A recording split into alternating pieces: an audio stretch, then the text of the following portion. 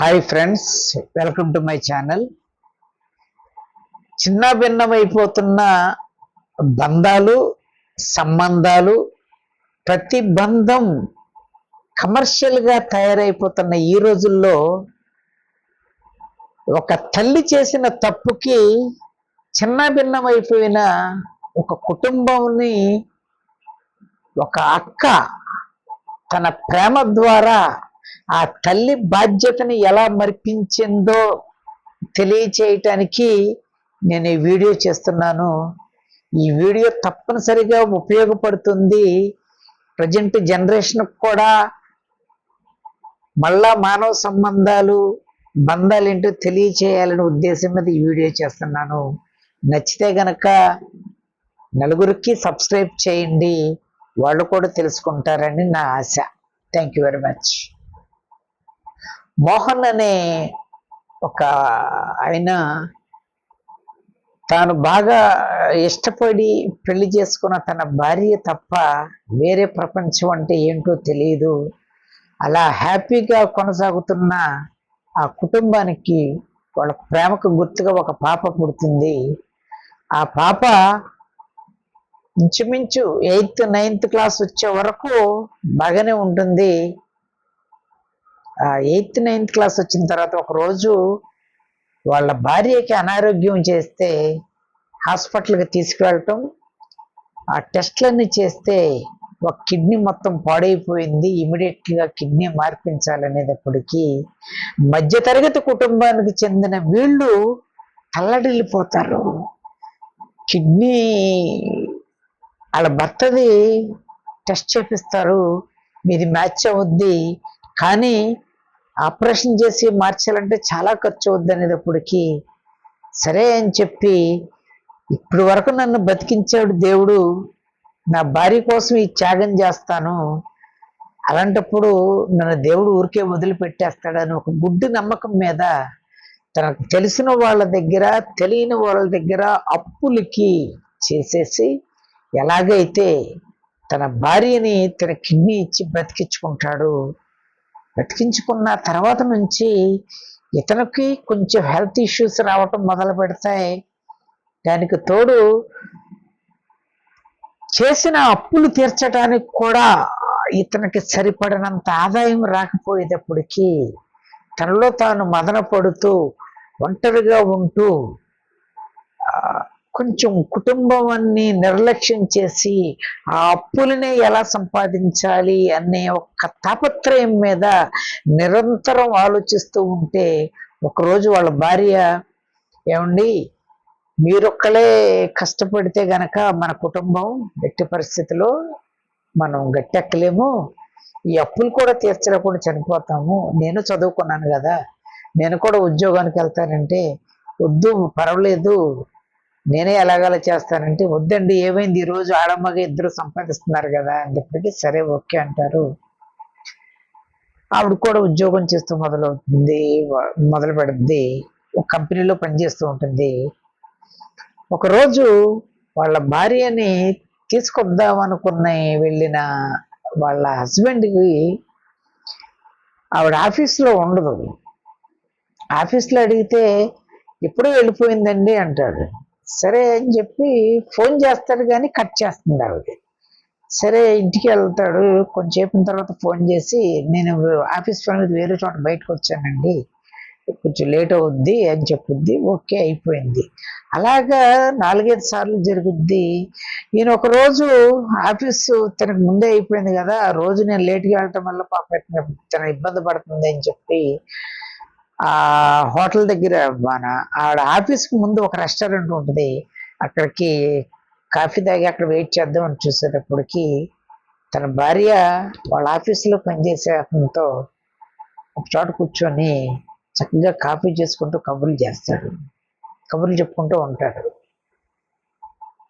చూసిన వెంటనే ఒకేసారి భూమి పగిలిపోయి అందులోకి వెళ్ళిపోయానన్నంత భయము, ఆందోళన, అపనమ్మకం ఒకేసారి వచ్చి సరే ఎందుకన్నా మంచిది, ఇటువంటి పరిస్థితుల్లో మాట్లాడుకోవటం సహజమే కదా, అయినా నా భార్య ఎటువంటిది కాదు అని చెప్పి బయటకు వచ్చి ఒకసారి చెక్ చేద్దామని ఫోన్ చేస్తే మళ్ళా కట్ చేస్తుంది ఆవిడ.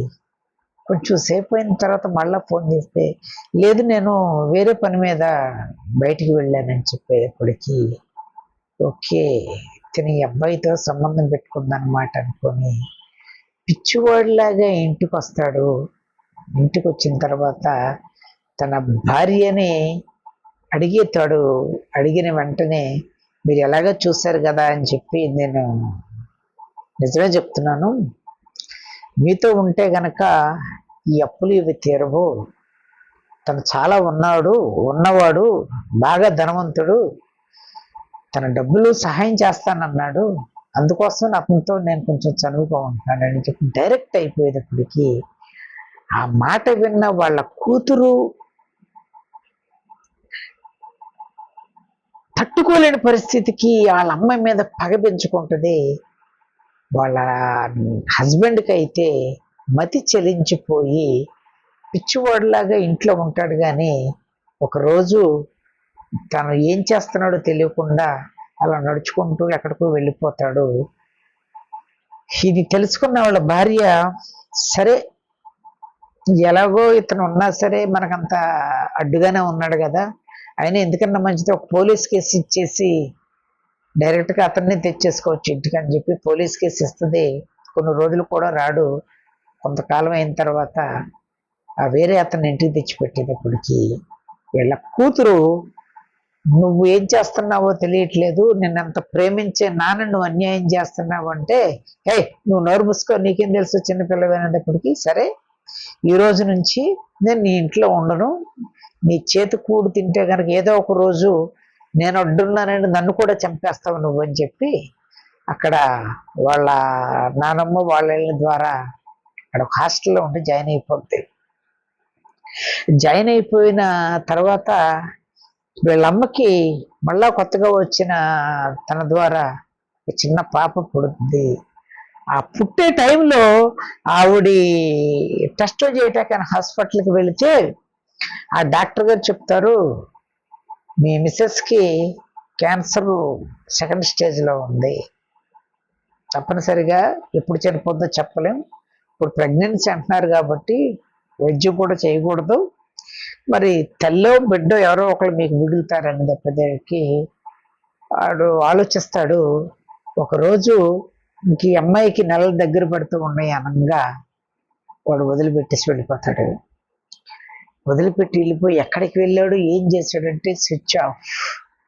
అప్పుడు వాళ్ళ భార్య వదిలిపెట్టి వెళ్ళిపోయిన తన భర్త యొక్క ప్రేమ, తనను చూసుకున్న విధానం, వాళ్ళిద్దరూ ప్రేమించుకున్నవన్నీ గుర్తు తెచ్చుకొని కుములు కుములు ఏడుస్తుంది. కానీ దెర్ ఈజ్ నో యూస్. ఒక్కటే దేవుడు నాకు చేసిన శిక్షకి, నేను చేసిన పనికి నాకు శిక్ష వేశాడు అని అనుకుంటుంది. అనుకోగానే డెలివరీ ఉంది. ఆ డెలివరీ టైంలో ఈవిడ చనిపోద్ది, బేబీ పుడుద్ది. సరే అని చెప్పి ఈ హాస్టల్కి కబురు పెడతారు అందరూ, మీ అమ్మ ఇలా చనిపోయిందంటే దగ్గరికి. సరే మా అమ్మకి నాకు గొడవలు ఉంటే వీళ్ళందరికీ తెలియటం ఎందుకని చెప్పి కలబెట్టి ఇంటికి వస్తుంది. వచ్చిన తర్వాత వాళ్ళ అమ్మమ్మలు అందరూ ఏడుస్తూ ఉంటారు. ఈ పుట్టిన పాపని అక్కడ పక్కన అలా పడేసి ఉంటే ఆ పాప ఏడుస్తూ ఉంటుంది. చూసినమ్మటే ఓకే మళ్ళీ ఇంకొక పాప కూడా పుట్టిందనమాట అనుకొని పట్టించుకోకుండా ఉండేవాడికి ఆ ఏడుస్తున్న ఆ పాపను సముదాయించడానికి వాళ్ళ అమ్మమ్మ ఎత్తుకొని ఎంతసేపు ఎత్తుకున్నా ఏడవకపోతే ఒకసారి ఆ పాపని అమ్మ ఒకసారి నువ్వు ఎత్తుకో అమ్మా నేను ఈ లోపు వంట చేస్తానంటే, చిచ్చి నా అమ్మ అంటే ఎంత కోపమో నా అమ్మ ద్వారా పుట్టిన ఈ పిల్ల కూడా నాకు అంతే కోపం, నేను చచ్చినా ఎత్తుకోను, ఇది ఈ సంబంధం వల్లే బంగారం లాంటి మా తల్లిని మా తండ్రిని దూరం చేసేసింది, పైగా మా అమ్మ చచ్చిపోవటం వల్ల నాకు ఏ బాధ లేదు, కానీ మళ్ళా ఆ రూపంలో మళ్ళా ఇది పుట్టిందంటే నాకు అసలు ఇష్టం లేదు అని చెప్పేటప్పటికి అక్కడ సరే నువ్వేం చేస్తావో చెయ్యి, నేను వండుతానని చెప్పి అక్కడ పడేసి వెళ్ళిపోతా ఉంటే ఆ పిల్ల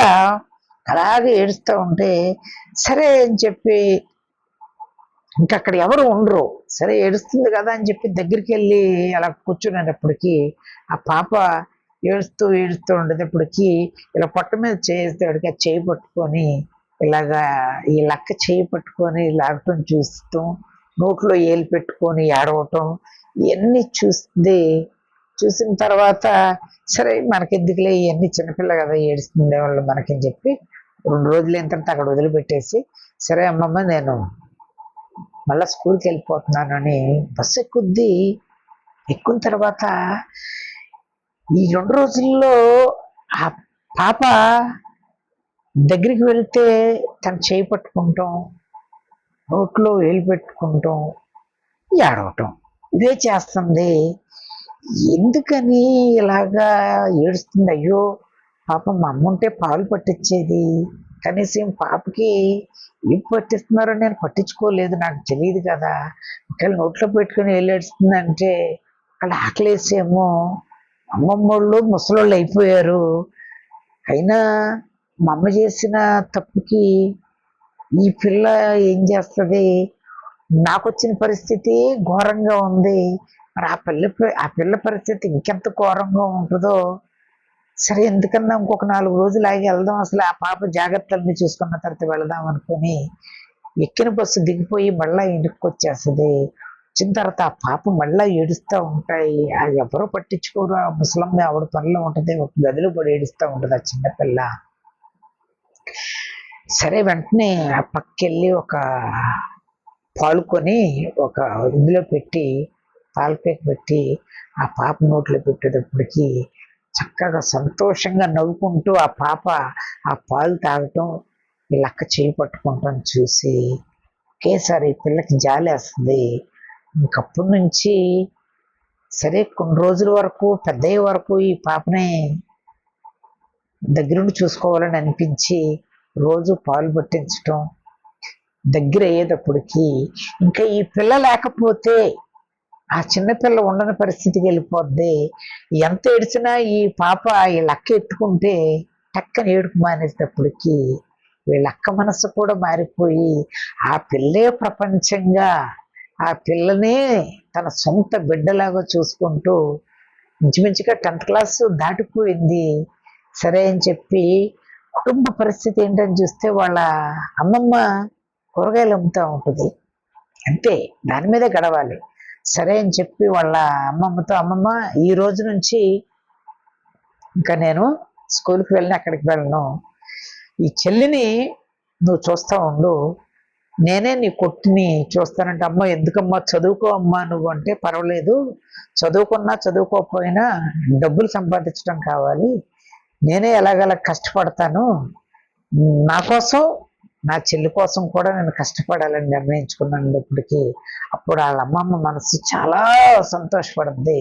ఆ రోజు నుంచి ఆ కూరగాయల షాప్కి వెళ్ళటం, వెళ్ళిన కాడ నుంచి సీజనల్గా దొరికే పండ్లన్నీ తీసుకొచ్చి పెట్టడం, అలా అలా అలా అలా పెంచుకుంటూ ఒక పెద్ద వ్యాపార సామ్రాజ్యాన్నే తయారు చేసే అంత స్టేజ్కి వెళ్తూ ఈ పాపని స్కూల్లో జాయిన్ చేపిస్తుంది.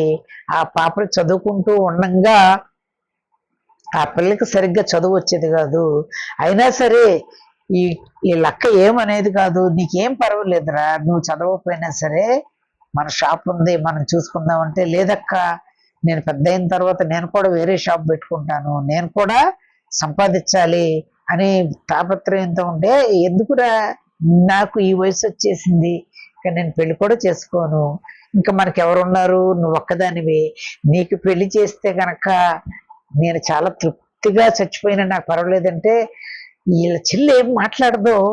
సరే అని చెప్పి అలాగే ఒక 5 సంవత్సరాలు గడిచిన తర్వాత వీళ్ళ చెల్లి కూడా చిన్న స్వగ్రహ ఫుడ్స్ అని హోమ్ ఫుడ్స్తో పెట్టేటప్పటికి అవి కూడా బాగా క్లిక్ అవుతాయి. అవి క్లిక్ అయిన తర్వాత ఇక్కడ నుంచి ఫారిన్కి ఎక్స్పోర్ట్ చేసేంత స్టేజ్కి వెళ్ళిపోద్ది వాళ్ళ చెల్లి, అక్కనే మించి వెళ్ళిపోద్ది. ఇది చూసి వాళ్ళ అక్క కూడా చాలా సంతోషంగా పడి, సరే దీనికి ఈ టైంలోనే పెళ్లి చేసేస్తే నా బాధ్యత కూడా మొదలు క్లియర్ అయిపోద్దని చెప్పి వాళ్ళ అక్క వాళ్ళ అమ్మకి సంబంధాలు చూస్తూ ఉంటుంది, కానీ ఏదో ఒక వంక చెప్పి తప్పించేసుకుంటూ ఉంటుంది. సరే కొన్ని రోజులు అయిన తర్వాత నుంచి వారంలో ఒక 2 రోజులు ఇంటికి రావటం మానేస్తూ ఉంటుంది. ఏంటమ్మా ఎక్కడికి వెళ్తున్నావు, నువ్వు ఎందుకు మానేస్తున్నావు అంటే, లేదక్క నేను బిజినెస్ పని మీద మరి ఎక్స్పోర్ట్ అయ్యి చేయాలి కదా, నేను ఆ పనుల మీద వేరే ఊర్లు వెళ్తా ఉంటానంటే, అవును అలాంటప్పుడు ఫోన్ అన్న ఎత్తచ్చు కదా అంటే, అదే వాళ్ళతో మాట్లాడుతున్నప్పుడు ఎందుకులే అని చెప్పి చేయలేదనేటప్పటికి 4 సార్లు ఎక్కువ సార్లు అడిగేదానికి వాళ్ళ అక్కకి వాళ్ళ నాన్న విడిపోయిన సంఘటన గుర్తుకొచ్చి వాళ్ళ చెల్లి మీద అనుమానం వస్తుంది. తెలిసి తెలియని వయసులో మా చెల్లి కూడా మా అమ్మలాగా తప్పటడుగు వేసి ఏదన్నా అయిపోతే నేను తట్టుకోలేను, ఒకవేళ ఇటువంటి పని ఏదన్నా చేస్తే మా చెల్లి నా మాట తప్పనిసరిగా వింటది కాబట్టి నేను ఆవిడ ఏదో ఒక రకంగా సరిచేసైనా సరే మంచి వ్యక్తిగా తీర్చిదిద్దాలనుకొని ఆ అమ్మాయి మీద కొంచెం నిఘా పెడద్ది. ఒకరోజు వేరే ఆ పాప కంటే ఒక 10-15 సంవత్సరాలు పెద్దగా ఉన్న వ్యక్తితో వెహికల్ మీద వెళ్ళటం చూస్తుంది. సరే ఏంటంటే ఆయన మా బిజినెస్ సంబంధించిన ఆయనమ్మా అక్క, ఆయన కూడా నన్ను డ్రాప్ చేస్తానంటే తీసుకెళ్తానంటే, సరే అమ్మా ఈ రోజుల్లో అంత మంచిది కాదు, నీకు చెప్పే అంత నేనది కాదంటే, అక్క నీకు మాట వచ్చే పని నేను ఎప్పుడూ చేయను, నీ కుటుంబం ఎలా ఉండదో మన కుటుంబం ఎలా అయిపోయిందో నాకు అవన్నీ తెలుసు అని చెప్పి ఆ అమ్మాయి అంటుందే కానీ ఆ అబ్బాయితోనే వెళ్తూ ఉంటే, సరే వీళ్ళక్క ఏంటో ఏదో జరుగుతుంది అని ఆందోళన పడి, సరే తను తెలుసుకుంటే మంచిది, తెలుసుకోకపోతే కనుక చిన్న భిన్నం అయిపోద్ది, ఏమైపోద్దని ఒకరోజు ఇంట్లో కూర్చొని వాళ్ళ నాన్న ఫోటో చూసుకుంటూ ఏడుస్తూ ఉంటుంది. ఏంటి నాన్న ఈ జీవితం, నాకు ఇలాంటి పరీక్షలు వస్తున్నాయి ఏంటి, నువ్వు చూస్తే పిచ్చోడు పోయి వెళ్ళిపోయావు, అమ్మేమో వేరే వాడి చేతిలో మోసపోయి ఇలాగే అయిపోయింది, మేము కూడా పెద్దోళ్ళు అయిపోయాం, ఇక మా జీవితంలో కూడా ఇటువంటి బాధలేనా, చెల్లి మీద ఎందుకో నాకు అనుమానంగా ఉందని వాళ్ళ నాన్న ఫోటో పట్టుకొని ఏడుస్తూ ఉండేటప్పటికి ఇలా చెల్లి వచ్చి, అక్క ఎందుకు ఏడుస్తున్నామని చెప్తే, ఏమీ లేదు మా నాన్న గుర్తుకొచ్చారు అని చెప్పి చూసేటప్పటికి ఆ ఫోటో చూసి షాక్ అయిపోద్ది అమ్మాయి. ఏం మాట్లాడదు, అక్క నా డాడీ ఇంతకాలం ఏదో అనుకుంటున్నా వేరే వేరే ఫోటోలు చూపించేదాను కదా అంటే, లేదు ఈ ఫోటో మేము బయటికి వెళ్ళినప్పుడు దిగాము, ఈ ఫోటోలో మా డాడీ మమ్మల్ని ఆ రోజు చాలా సంతోషంగా తీసుకెళ్ళారు, అందుకంటేనే ఈ ఫోటో నాకు బాగా ఇష్టం అమ్మ, అందుకే ఏడుస్తున్నాను అనేటప్పటికి, సరే అక్క అయితే సరే అక్క అని చెప్పి వెళ్ళిపోద్ది. వెళ్ళిపోయిన తర్వాత కొన్ని రోజులకి ఎవరైతే ఆ వ్యక్తి ఉన్నాడో ఆ వ్యక్తి డైరెక్ట్గా ఇంటికి వచ్చి ఈవిడ్ని ఎక్కించుకునే స్టేజ్కి వెళ్ళేటప్పుడు ఒకరోజు వాళ్ళక్క పిలుస్తుంది. పిలిచి మీరేం చేస్తారు, ఎవరు ఏంటి, ఎందుకని అమ్మ వాళ్ళ చెల్లి ఇంకా రెడీ అవుతూ ఉంటుంది. బయట మాట్లాడితే, నాకెవరూ లేరండి, నేను ఒక అనాథని, నేనును నా తండ్రి సమానమైన ఒక ఆయన మా ఇంట్లో ఉంటారు, మేమిద్దరమే ఉంటాం, నేను కూడా ఈ ఫుడ్స్ బిజినెస్లోనే ఉన్నాను, మీ అమ్మాయి చాలా తెలివిగలది, నేను చేసినవన్నీ సరుకంతా తీసుకొచ్చి కలెక్ట్ చేసుకొని మీ చెల్లి ద్వారా నేను ఫారెన్ ఎక్స్పోర్ట్ చేస్తానండి, మీరు అనుకునే అంత చెడు సంబంధం అయితే మా మధ్య ఏమీ లేదు అని చెప్పేటప్పటికి, నేను అలాగంటలేదు, ఎందుకన్నా మంచిది ఒకసారి నేను మీ ఇంటికి రావాలనుకుంటా, తప్పనిసరిగా రండి ఇప్పుడే వెళ్దామని చెప్పేటప్పటికి, అప్పుడే ఆమె వింటున్న వాళ్ళ చెల్లి, సరే అక్క నేనే నిన్ను ఎప్పుడూ తీసుకెళ్దాం అనుకుంటున్నాను నిన్నని చెప్పి వాళ్ళ ఇంటికి తీసుకెళ్ళిన తర్వాత వాళ్ళ చెల్లి అంటది, అప్పుడు చెప్పింది, అక్క నువ్వు నన్ను చిన్నప్పుడు ఊహ తెలియని వయసు నుంచి నువ్వు నన్ను పెంచావు, ఒక ప్రయోజకురాలను చేశావు, దానికోసం నీ జీవితాన్ని త్యాగం చేశావు, పెళ్లి కూడా వద్దన్నావు, పైగా నాకు సంబంధాలు చూడాలని సంబంధాలు చూస్తున్నావు. అవేవి నాకు వద్దనుకొని నేను ఎందుకని విడగొట్టానంటే, ఎందుకని నేను నాకు అక్కర్లేదని చెప్పానంటే, నీ పెళ్లి చెయ్యాలి, నీ పెళ్లి చేసిన తర్వాత నేను చేసుకోవాలనుకుంటున్నానంటే, చచ్చా ఈ వయసులో నాకు పెళ్ళి ఏంట్రా, నన్ను ఎవరు చేసుకుంటారంటే, ఇదిగో ఈయనే చేసుకుంటారు. నేను నాకు పరిచయం అయిన తర్వాత నీకు పెళ్లి చెయ్యాలని నేను సంబంధాలు వెతుకున్నప్పుడు ఈయన దొరికారు. ఈయన దొరికిన తర్వాత వీంతో నా కుటుంబ విషయాలు మొత్తం చెప్పాను, మనకు జరిగిందంతా. ఆయనకు కూడా ఎవరూ లేని అనాథ అన్నారు కాబట్టి, ఒక అనాథ పరిస్థితి ఎలా ఉంటుందో ఆయనకి తెలుసు కాబట్టి, తప్పనిసరిగా మీ అక్క మనసు మారిన రోజు నేను చేసుకుంటానని అన్నారంటే, అప్పుడు ఈవిడ ఆయనతో ఒకే ఒక మాట అంటది, నా కుటుంబంలో నా తండ్రికి జరిగిన అన్యాయం ఎవరికీ జరగకూడదు, అది నా గుండెల్లో ఒక మచ్చలాగా మిగిలిపోయింది. అందుకోసం మగవాళ్ళంటే నేను ఒక రకమైన అభిప్రాయం ఏర్పరచుకున్నాను. అందరూ ఇలాగే చేస్తే ఏమవుద్ది అన్న ఆలోచనతోనే నేను బతుకుతున్నాను అనేటప్పటికీ, అందరూ నువ్వు అనుకున్నట్టు ఉండరు కదా సుధా అని చెప్పి లోపల నుంచి ఒక మాట వినపడింది. వెంటనే ఎవరు ఈ మాట విన్నట్టు చూసినప్పటికీ, ముసలిగా తనంతో ఉన్న తన తండ్రి మంచం మీద పడుకొని ఉంటాడు. వాళ్ళ నాన్న చూసిన కూతురు ఏడ్చుకుంటూ వాళ్ళ నాన్న దగ్గరికి వెళ్ళి కౌగిలించుకుని ఏడిస్తే, జరిగింది మొత్తం విని, అమ్మ నాకు అంతా తెలుసు, రోజు నీ చెల్లి రోజు మా ఇంటికి వచ్చి ఒక 3 సంవత్సరాల నుంచి నాతో పాటే ఉంటూ నా బాగోగులన్నీ చూస్తూ, నువ్వు లేని, నీ తల్లి లేని బాధ్యత అంటే ఏంటో మరిపించేసిందమ్మా. అందుకోసమనే నేనున్నాననే ఒక ధైర్యంతోనే అతనితో రోజు ఈ ఇంటికి వస్తుందని అడిగి, వీళ్ళక్కకి ఒకేసారి ప్రపంచంలో ఉన్న వాళ్ళందరికీ సంతోషం వస్తే ఎలా ఉంటుందో ఆ సంతోషాలన్నీ ఈవిడ ఒక్కదానికి వచ్చినట్టుగా హ్యాపీగా ఫీల్ అయ్యి వాళ్ళ చెల్లిని దగ్గరికి తీసుకొని, నా తల్లి చేసిన తప్పు వల్ల నిన్ను వదిలించుకోవాలనుకున్నాను, కానీ దేవుడు నీ ద్వారా ఈ కుటుంబాన్ని మళ్ళీ కలిపి ఏర్పాటు చేశాడు. నీ మాట ప్రకారమే తప్పనిసరిగా ఆయన పెళ్లి చేసుకుంటాను, అలాగే నువ్వు కూడా పెళ్లి చేసుకోవాలంటే తప్పనిసరిగా చేసుకుంటానని చెప్పి వాళ్ళు హ్యాపీగా ఆ ఇంటికి, వాళ్ళ సొంత ఇంటికి, వాళ్ళ నాన్నగారితో ఇంటికి రావడం జరిగింది. మై డియర్ ఫ్రెండ్స్, మనం అనుకుంటూ ఉంటాం ఒకప్పుడు సంబంధాలు అంటే ప్రాణం ఇచ్చుకునే వాళ్ళు, ఇప్పుడు సంబంధాలు కమర్షియల్ అయిపోయినాయి. డబ్బు కోసం మనుషుల్నే, తోడబుట్టిన వాళ్ళనే చంపేసుకుంటున్నారు. నేను ఈ వీడియో చేయటానికి కారణం, అటువంటి రోజులు మరొక్కసారి రావాలంటే ఇటువంటి అక్కా చెల్లెళ్ళ రిలేషన్స్ లేదు, అన్నదమ్ములు ఎవరైనా అవ్వచ్చు, మరొక్కసారి ఆ పాత రోజుల్లాగా కలిసి ఉంటే ఎంత సంతోషంగా ఉంటుందో అని వచ్చిన నా యొక్క ఆలోచనతో చేస్తున్నాను. దయచేసి ఈ వీడియో విన్న వాళ్ళందరూ వీలుంటే ఒకసారి మీ రిలేషన్స్ని కొంచెం బలపరుచుకోండి, అలాగే ఎవరో ఒకళ్ళు తగ్గండి.